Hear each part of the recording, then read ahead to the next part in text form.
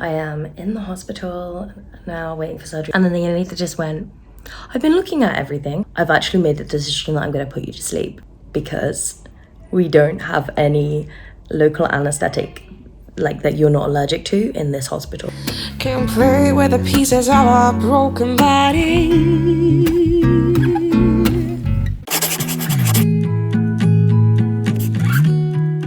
I am back, and guess what? I'm back with a good old friend of mine. I lived with one of these for many years.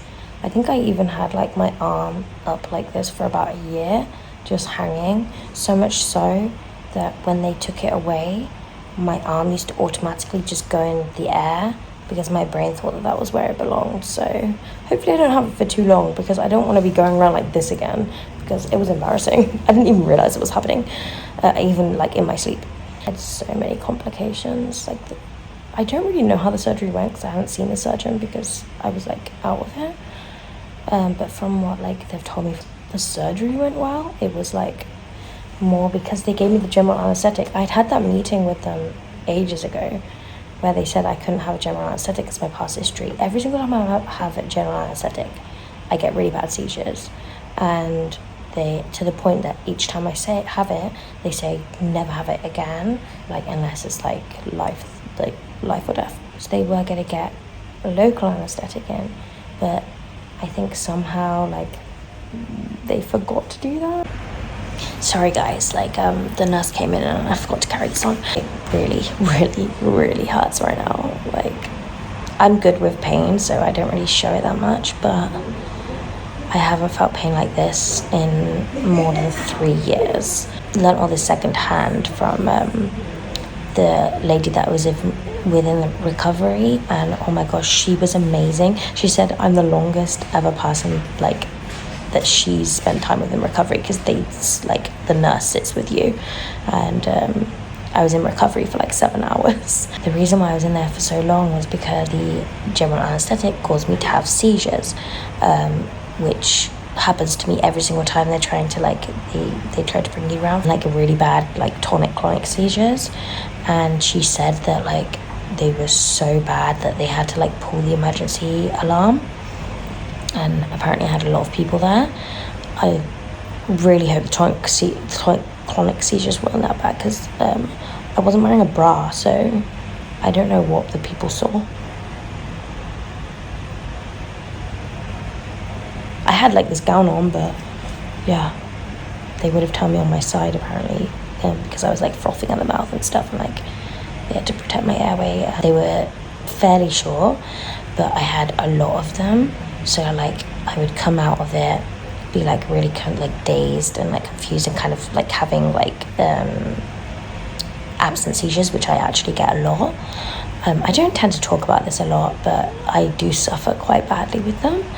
She said that they got so bad that like my airways actually closed, so I stopped breathing. They then had to, I don't know what it's called, but it's that thing that you squeeze. You see it on like Grey's Anatomy if you watch Grey's Anatomy, and it goes around your mouth and they squeeze it. A bag.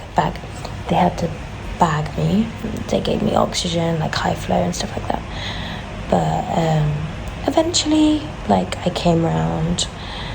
Many hours later, like there was actually a whole like palaver going on, in that the ward said no, that they didn't want me, because they said that I was having seizures and they don't have the staff to like make sure that like I'm okay, because they were like I need like a one-to-one. So then they were saying that neuro rehab that I'm at had to send a carer, which I'm in a hospital, and they obviously the neuro rehab, they don't have like enough to just like start sending them to hospital, because they've got like other patients there.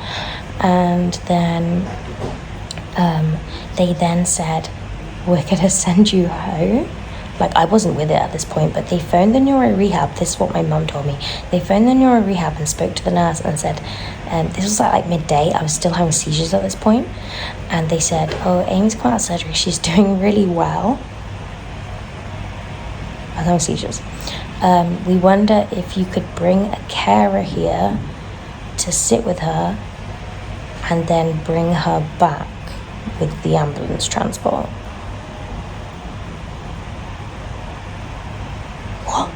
This was basically because they couldn't find anywhere to take me, because day surgery didn't want me to go to their ward, because they only had 2 members of staff and it's not safe.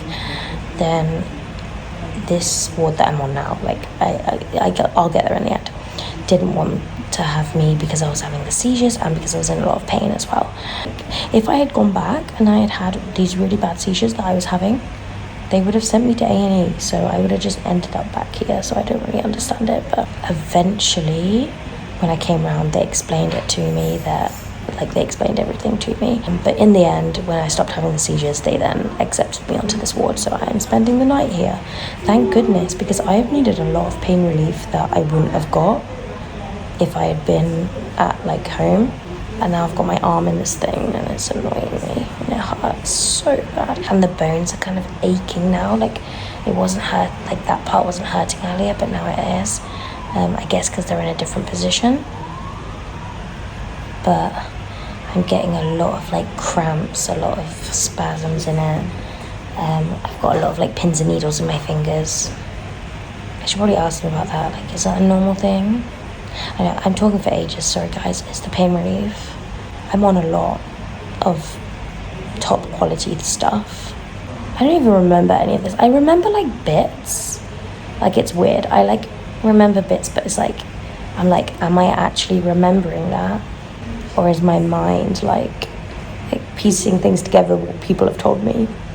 She also said I hit her in the face at one point. I'm so sorry. She was so nice as well. She, like, literally so nice. Let this be a lesson to any healthcare professionals out there, and even like any people who are going to be patients in the future. Do not ever reuse a needle. Once it goes in and then comes out, it does not go back in again, because this could happen. It's very unlikely, but it could happen. And believe me, you do not want this. Like, I have people like say on my videos all the time, oh, I wish my hand was like yours. You do not wish your hand was like mine. Take it back, take it back, take it back, take it back. Oh my God, the drugs. This is my dinner. Nutritious. I'm not even hungry, so I don't even want anything, but okay, bye. Bye, this hurts, bye. I'm just in so much pain. So much pain. It's the spasms that I keep getting. So like, I'm taking painkillers, but they do nothing, like, because the spasms just are intense. So it's currently midnight and I'm living off like 3 hours about sleep of the night before, and I am in so much pain.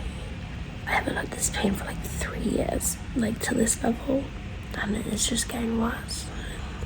I'm good with pain and I don't like to show it, but this is something else. Can't play with the pieces of a broken body.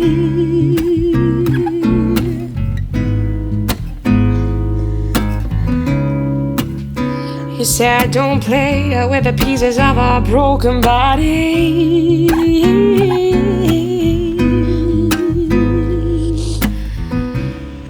It's 5 a.m. All in all, I've probably had like an hour's broken sleep, like little bits throughout the night.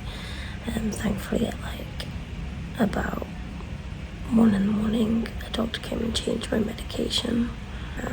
The back slab is like it's pushing against my finger, which is not pleasant. But they said I've got to wait till the people come in the morning. You can't really see it on this, but does this happen with anyone else? When you cry, do you leave like white dust on your face afterwards when it dries? Why do I cry white, like dusty stuff? Right, so I just saw my surgeon and he said basically the surgery. Oh my goodness, that was so painful. The surgeon came and he was having to like stretch it out. I literally thought I was gonna pass out. I was waking up crying in my sleep. You can say I lost my mind, I will keep on holding my head high, even if the sky is falling down.